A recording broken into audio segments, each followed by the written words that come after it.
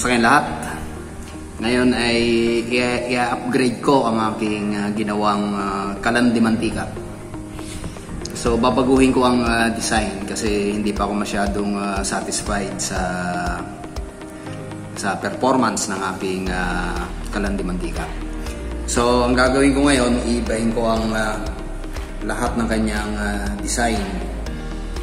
So magmumula sa pinaka chamber. So ito yung magiging chamber niya. So ang sukat nito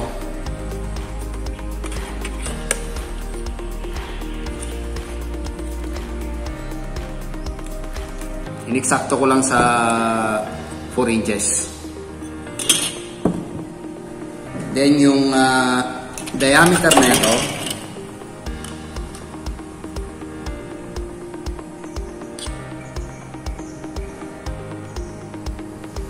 ang outside diameter ay 3 1/2 inches.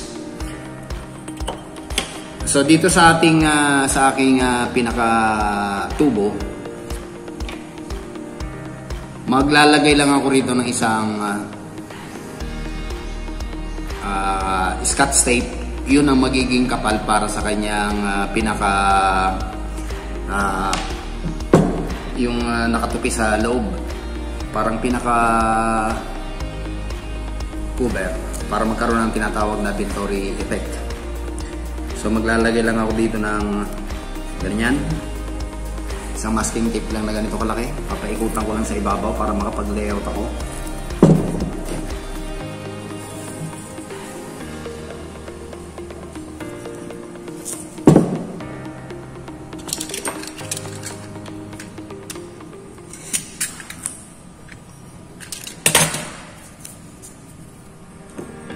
Then mula rito sa tape na yan, pwede na tayong mag-layout.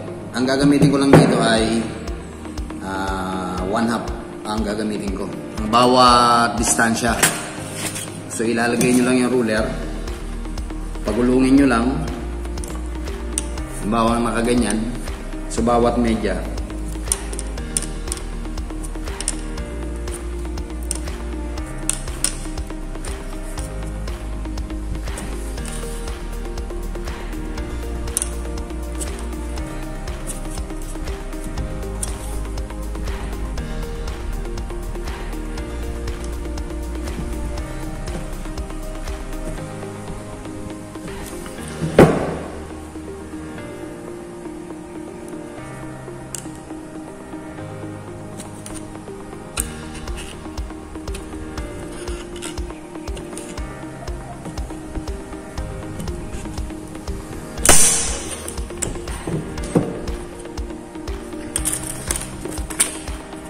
Okay, so may layout na ito.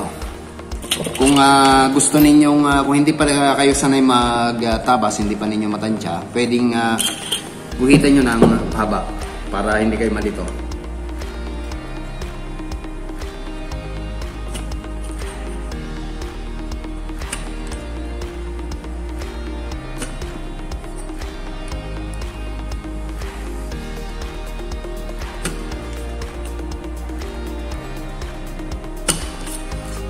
Ganyan. So ito ay padadaanan ng cutting disc. Pagka naka-cutting disc na, hanggang dito sa dulo ng ating masking tape. Then itutupi. Pagka naituping maigi, padadaanan uli ng cutting disc uli. 200 lang. Tapos paluin na ng paluin. Then yun na yung pinaka final na pagdaan ng cutting disc sa ating pinaka-layout ng mga ganito. So manipis lang na cutting disc ang gagamitin natin hanggang dyan. Tapos paulit-ulit lang hanggang sa matapos yan. Hanggang sa matapos yung paikot. Okay, so samahan nyo. Tara!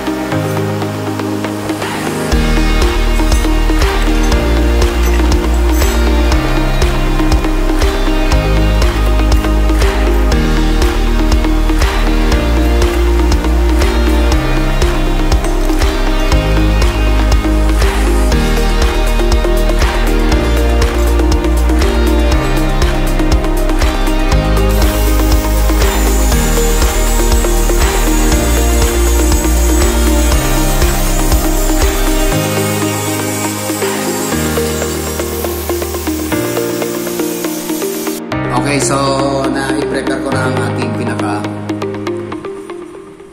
chamber niya sa kanyang burning chamber. Ito na yung kanyang naging resulta. Ayan, ito na siya. So lilinisin na lang ng konti yung loob.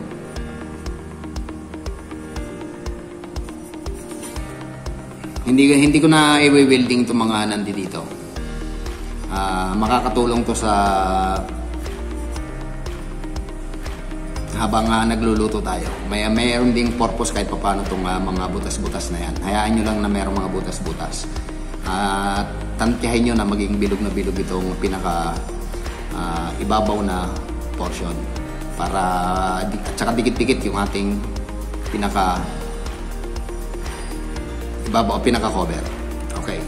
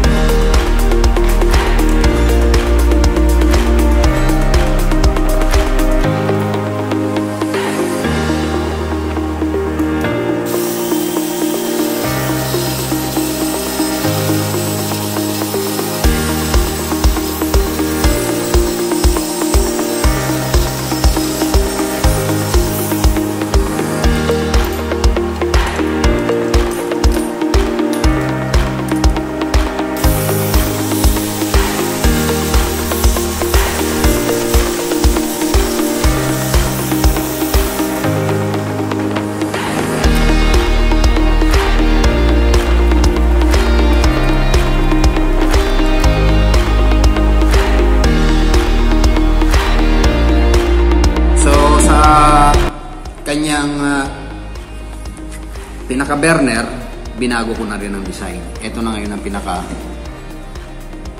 design na ginawa ko. Kasi yung mga nauna kong gawa, mga naka-fix. So ngayon, plano ko ay maging detachable lahat.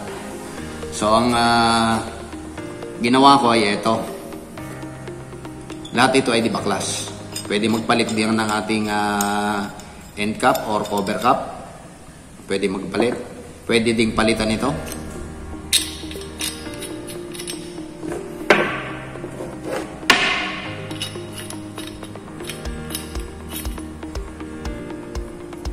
Yung ating nozzle pwedeng magpalit. Kaya ganito ang design na ito. Ito ay ipapatong dito. Yan, nakaganyan yan. Kaya ako naglagay ng may nakausli dyan para yung langis hanggang dito lang yung kanyang pinaka level. Kasi kung nakalubog ang ating pinaka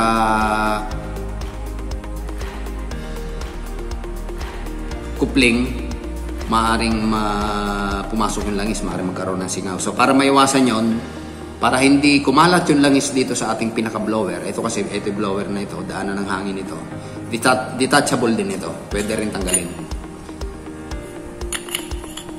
So para maiwasan na hindi magkaroon ng langis, nilagyan ko rito ng pinaka-stopper. Ito ang stopper ng ating pinaka-langis. Hanggang dito lang dapat ang ating pinaka-langis. Masyado nang marami yan eh. Dapat nga hanggang dito lang ang langis eh.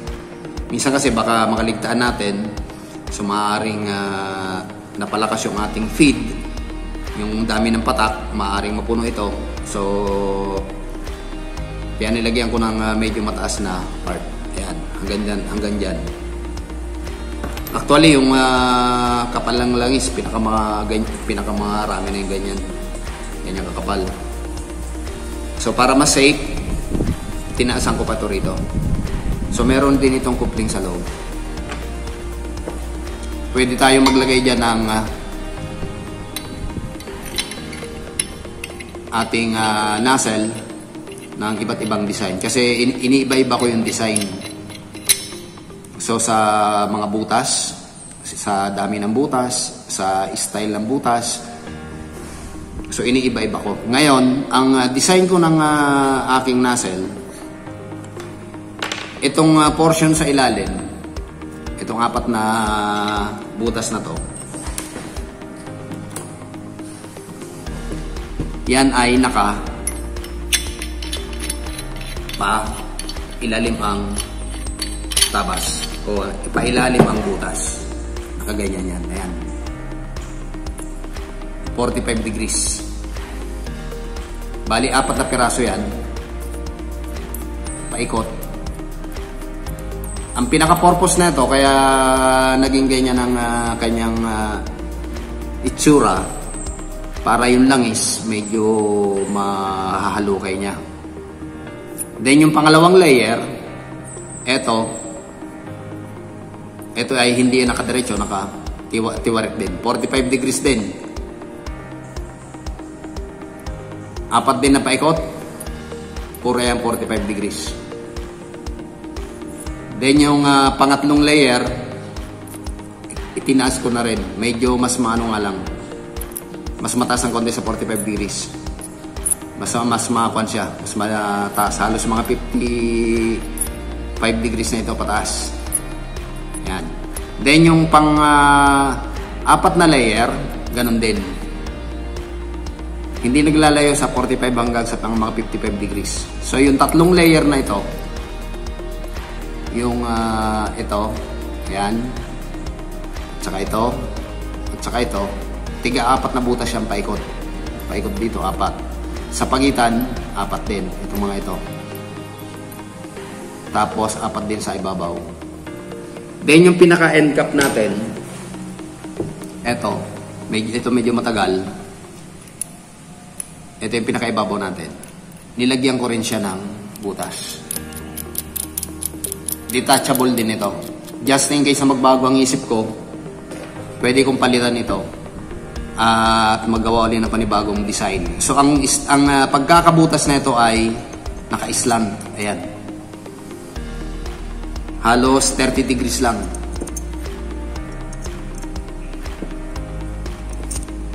Yan, mga 30 degrees lang yan.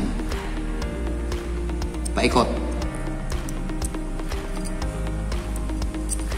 Ayan o. Wala pang 45 yan. No? Nasa mga 30 degrees lang itong ginawa ko na to.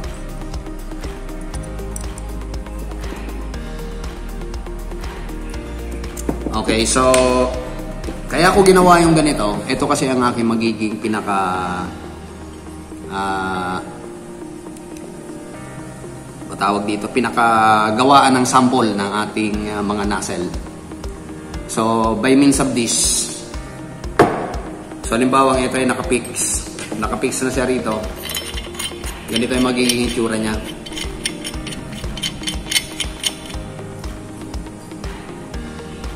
Yan. Magiging ganyan siya. Kapag ka magagawa tayo ng panibagong nozzle, pwede nating ipang-testing dito. So, magiging pinaka-purpose nito, itong aking gagawin ngayon ay pinaka-pang-testing. But just in case na magbago ako ng isip, magbago ng design, pwedeng ipaklas. Dito ko muna itetest kung ano yung performance ng mga nozzle na gagawin ko. Pwede kasing baguhin yung design ng ating nozzle. Pwede tayo magbago ng mga butas dito. Pwedeng maglaki ng butas, dami ng butas. So, distansya ng butas. So, maraming pwedeng magawa dito na gusto nyong baguhin. Ngayon, kung nakapix na, mahirapan na kayo. So, kung kailangan, mas maganda, meron tayong tinatawag na pang-testing. Para kung ano man ang hinahanap natin na apoy, ma-experiment natin dito. So, ulitin ko, ang pinaka-purpose ng aking pinaka-kalandi mantika ngayon, ito ay pang-testing talaga. Pang-testing ng nozzle. Ito kasi ang pinakamahirap sa lahat, itong parte na ito. So, sari-saring design na ang ginawa ko na ito. Hindi pa rin ako masatisfy. Ngayon, ito na yung pinaka-last. Hindi ko pa ito na ite-testing.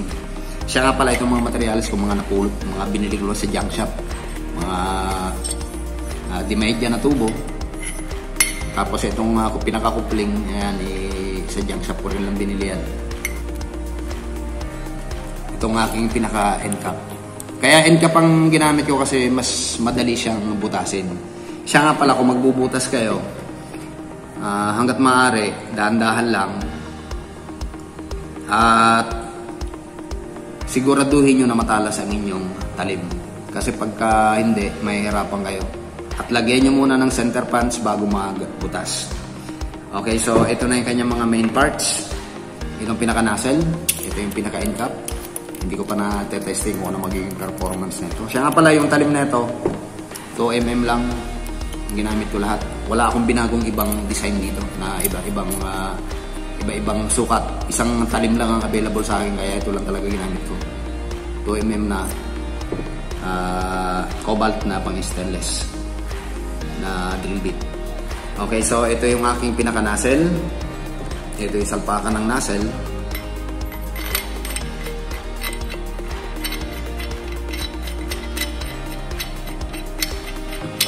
So ayan na yung kanya magiging forma. Kung titignan natin, ayan, ganyan na magiging style niya. Mula rito sa tuktok na to hanggang sa pinakaibabaw niyan, 1/2 inch ang distansya yung taas na ito. Mula rito sa pinaka-base. Mula sa pinaka-base hanggang dito, ang taas ng ating nozzle ay 1/2 inch. So pag pinasok natin yan, ayan, ganyan na magiging itsura niyan. Ayan siya.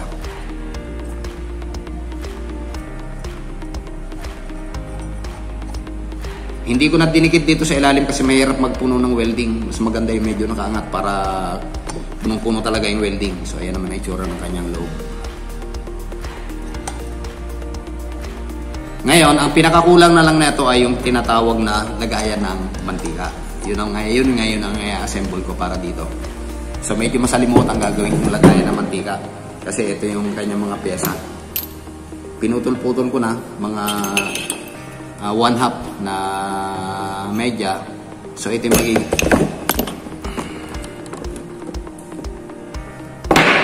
magiging pinaka main part. So magiging ganito ang kanyang itsura niya.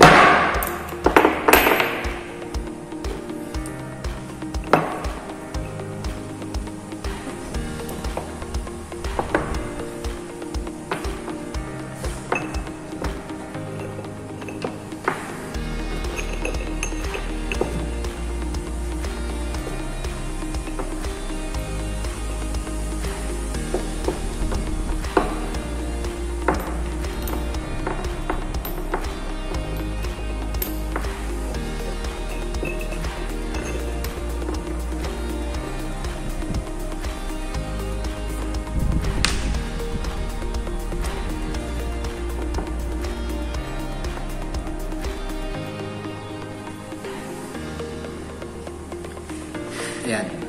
Ganito magiging style yan kapag na-full wheel na.